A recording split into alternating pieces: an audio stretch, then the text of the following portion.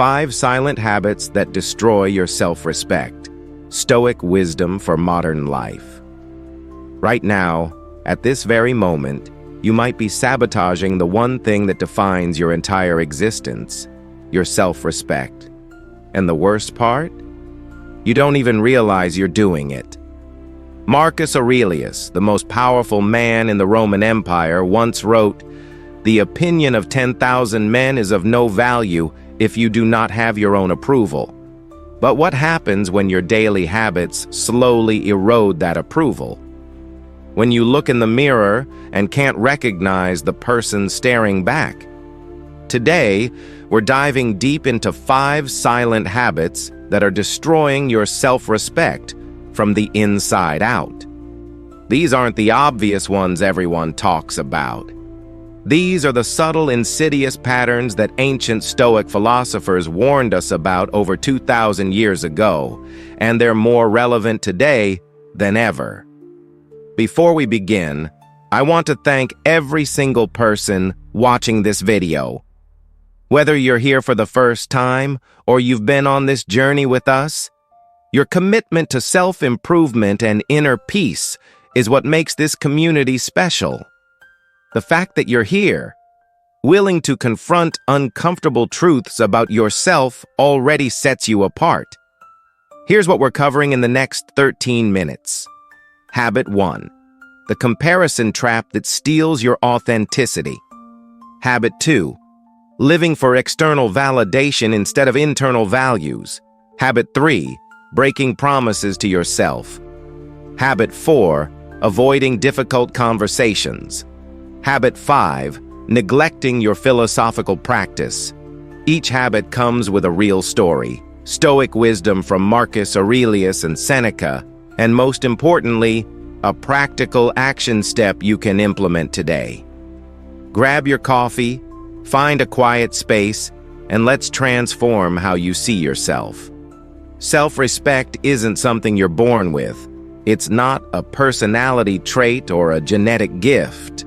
Self-respect is built or destroyed through the daily choices you make when nobody's watching. The Stoics understood this better than anyone. Seneca wrote, "It is not the man who has too little, but the man who craves more that is poor." This applies to respect. You can have all the external success in the world, money, followers, recognition, but without self-respect, you're spiritually bankrupt. Let me share something personal. 3 years ago, I had everything society told me I should want. But I couldn't look at myself in the mirror without feeling like a fraud. Why? Because I was committing these 5 habits daily. Let's break them down. Habit 1. The comparison trap. Constantly comparing yourself to others. This is the silent killer of self-respect in the modern age. Every time you scroll through social media, you're bombarded with highlight reels. Someone's vacation in Bali, someone's promotion, someone's perfect relationship. And with each scroll, a voice whispers, "You're not enough." Let me tell you about James. James was a talented graphic designer who spent 3 hours every night scrolling through Instagram, looking at other designers' work. He'd see their client lists, their awards, and their studio setups. Every night he'd close the app feeling smaller. His own work started suffering because he was so focused on what everyone else was creating. One day, James discovered Marcus Aurelius's meditation. How much time he gains, who does not look to see what his neighbor says or does or thinks, but only at what he does himself, to make it just and holy. This quote changed everything for James. He realized that every minute spent comparing was a minute stolen from creating. He deleted social media for 90 days. Know what happened? His portfolio doubled. His confidence tripled. Why? Because he stopped measuring his worth against others and started measuring it against his own potential. The Stoics called this staying in your own lane. Epictetus taught that we control our actions, not others' achievements. When you compare, you're essentially saying, "My worth depends on being better than someone else." That's a game you can never win because there will always be someone ahead. For the next 7 days, implement the mirror test. Every morning, ask yourself, am I living according to my values today, or am I performing for an imaginary audience? Write down 3 actions that align with your definition of success, not society's, not your parents', not Instagram's, yours. This is how you reclaim self-respect from the comparison trap. Habit 2. Living for external validation. Seeking validation from external sources. Here's a hard truth. If your self-worth depends on likes, comments, promotions, or other people's approval, you've handed your power to forces you can't control. And that's the fastest way to destroy self-respect. Marcus Aurelius, the emperor of Rome, could have lived for applause. Instead, he wrote in his private journal, "I have often wondered how it is that every man loves himself more than all the rest of men, but yet sets less value on his own opinion of himself than on the opinion of others." Think about that. You trust your own judgment about everything, what to eat, what to wear, where to live, except when it comes to your worth. Suddenly, you need strangers on the internet to tell you if you're good enough. The story of Sarah. Sarah was a writer who posted her work online. Every story she published, she'd refresh the page obsessively. 10 likes? Terrible day. 100 likes? Amazing day. Her entire emotional state was controlled by algorithms and strangers' opinions. Then she read Seneca. If you live according to nature, you will never be poor. If according to opinion, you will never be rich. Sarah realized she was living according to opinion. Her writing wasn't for her anymore. It was for metrics. She made a radical decision. She wrote her next piece and didn't publish it for 30 days. She sat with it, edited it, made sure it reflected her truth, not what would get engagement. When she finally shared it, something shifted.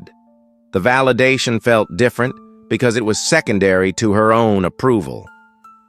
The Stoics divided life into 3 categories.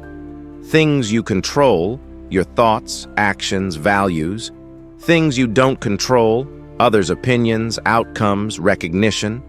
Things you influence, your impact through consistent action. Self-respect lives in category 1. When you seek validation, you're trying to control category 2, and that's impossible. Create a personal values charter. Write down 5 core values that define who you want to be, not who others expect you to be. Examples: integrity, creativity, courage, compassion, discipline. Every decision you make this week, ask, does this align with my charter? If yes, do it regardless of external approval. If no, don't do it regardless of external pressure. This is internal validation. This is self-respect. Habit 3. Breaking promises to yourself. This is the habit that destroys self-respect faster than anything else. Every time you say, "I'll start tomorrow," and don't. Every time you set a goal and abandon it. Every time you compromise your standards just this once, you're teaching yourself that your word means nothing. And if you can't trust yourself, how can you possibly respect yourself? The brutal truth. Seneca wrote, "Most powerful is he who has himself in his own power." But most of us are powerless against our own impulses. We promise to exercise. We don't. We promise to read more. We scroll instead. We promise to pursue our dreams. We settle for comfort. Each broken promise is a tiny betrayal, and betrayals accumulate. Michael's transformation. Michael promised himself for 3 years he'd write a book. Every January 1st, the same goal. Every February, the same excuses. By year 3, he stopped setting goals altogether because he knew he wouldn't follow through. His self-respect was at rock bottom.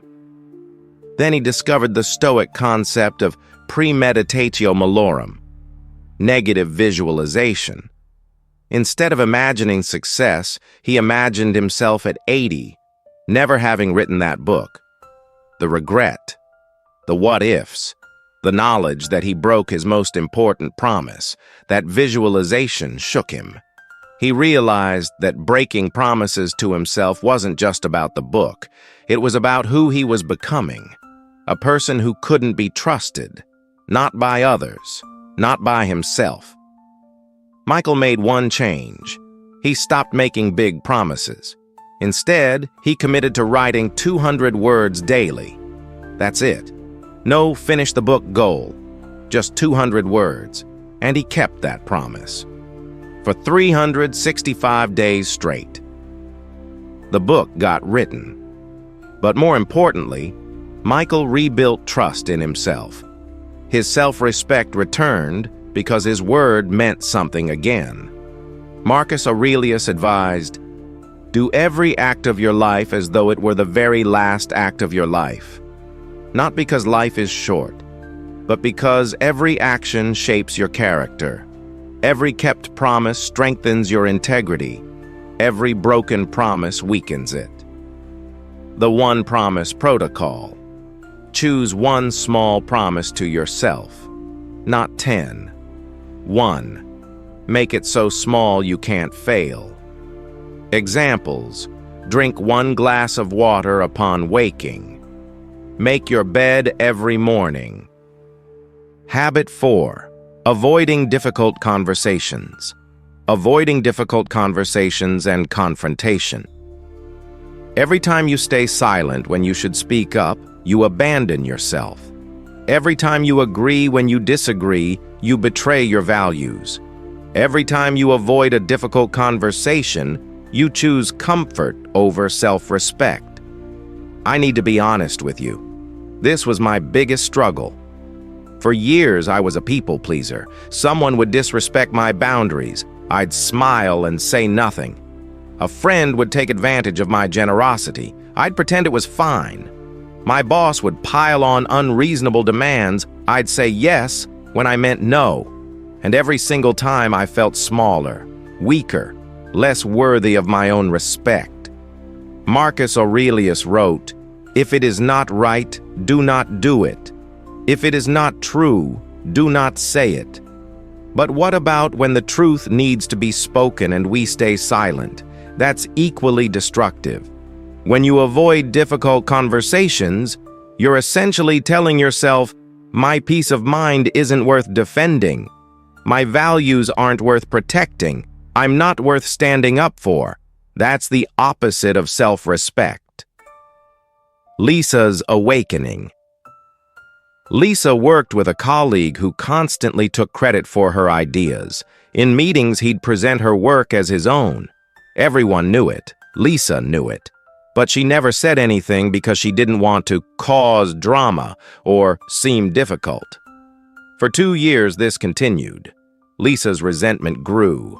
Her confidence shrank. She started doubting her own contributions. Why? Because by staying silent, she was agreeing with the lie that her work didn't matter. Then Lisa read Epictetus.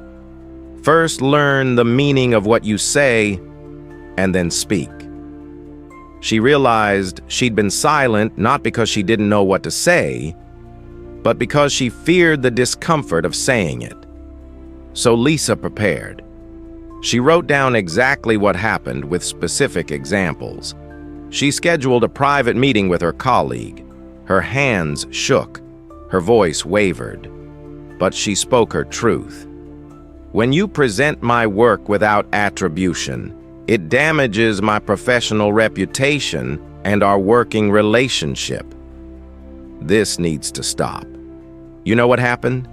He apologized. He didn't realize how it affected her. The behavior stopped. But more importantly, Lisa felt something she hadn't felt in years: respect for herself, because she finally defended herself. The Stoic framework for difficult conversations. The Stoics taught a three-step approach. 1. Distinguish between what you control and what you don't. You control your words, your tone, your honesty.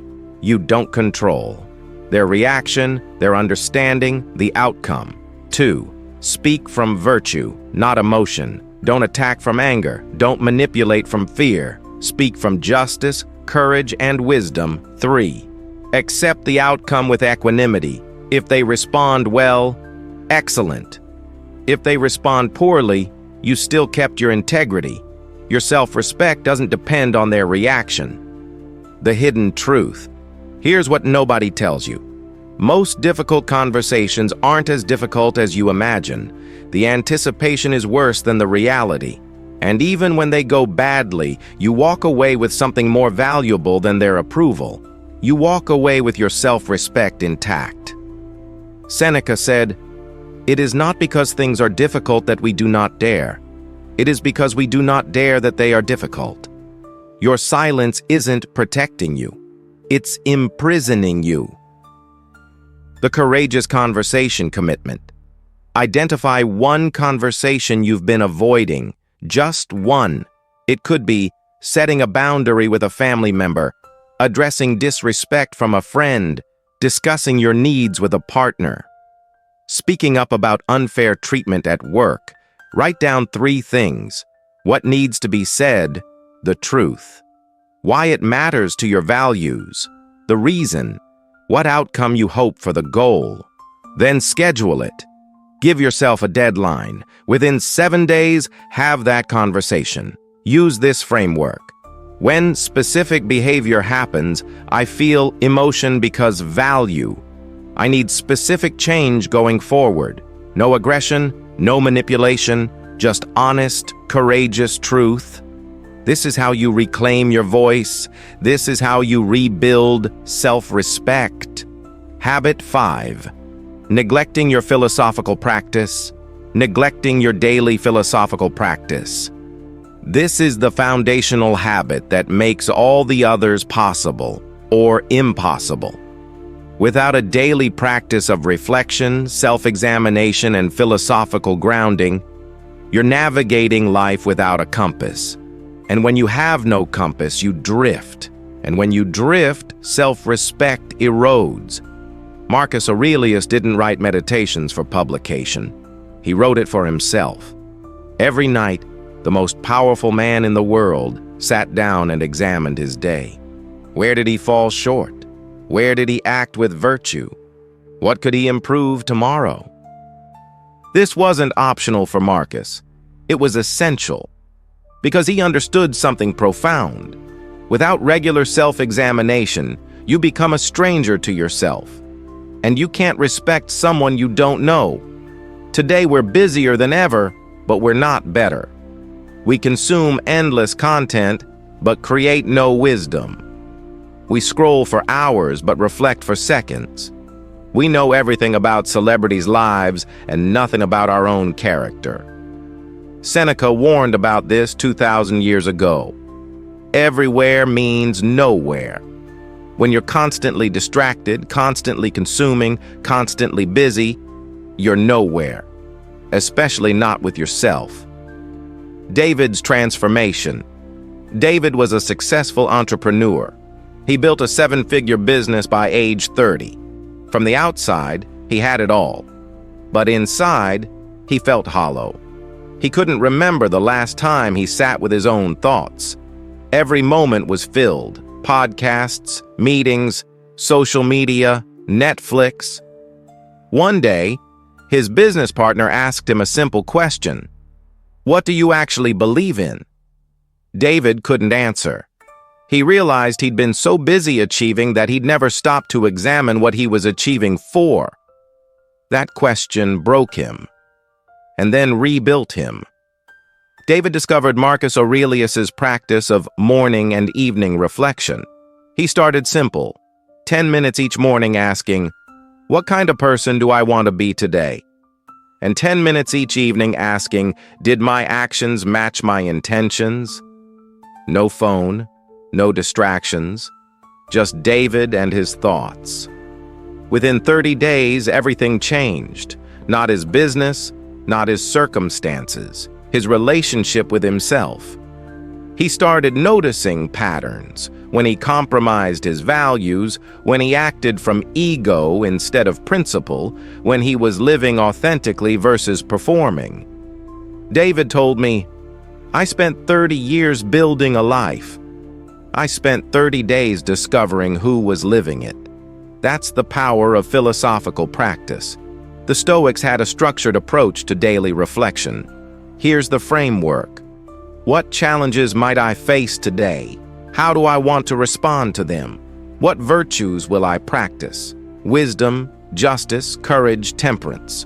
What is within my control today? What did I do well today? Where did I fall short of my values? What can I learn from today's experiences? How can I improve tomorrow? This isn't about perfection. It's about awareness. It's about staying connected to yourself. Why this matters for self-respect. Epictetus taught, make the best use of what is in your power and take the rest as it happens. But you can't use what's in your power if you don't know what's in your power. You can't improve what you don't examine. You can't respect who you don't know. Let me ask you something. When was the last time you sat in silence with your own thoughts for 10 minutes? No phone, no music, no distractions, just you and your mind. If you can't remember, that's exactly why self-respect feels elusive. You've abandoned the most important relationship you'll ever have, the one with yourself. Here's the truth about philosophical practice. One day won't change your life, but 365 days will transform it. Every day you reflect is a day you strengthen self-awareness. Every day you examine your actions is a day you reinforce your values. Every day you sit with yourself is a day you build self-respect. Seneca wrote, each day acquire something that will fortify you against poverty, against death, indeed against other misfortunes as well. And after you have run over many thoughts, select one to be thoroughly digested that day. This is how wisdom becomes part of you. This is how self-respect becomes unshakable. The Philosopher's Journal Protocol. Starting tomorrow morning, implement this 10-minute practice. Write answers to these 3 questions. What is one value I will embody today? Choose integrity, courage, compassion, discipline, wisdom. What is one challenge I might face, and how will I respond with virtue? What is one thing within my control that I will focus on today? Write answers to these 3 questions. What is one thing I did today that I'm proud of? What is one moment where I fell short of my values, and what can I learn? If I could relive today, what would I do differently? That's it. 10 minutes total. No fancy journal required. A simple notebook works. The key is consistency, not perfection. Do this for 30 days straight. Watch what happens. You'll start noticing patterns. You'll catch yourself before making poor decisions. You'll feel more grounded, more intentional, more connected to who you truly are. This is the foundation of self-respect. This is how you become someone you're proud to be.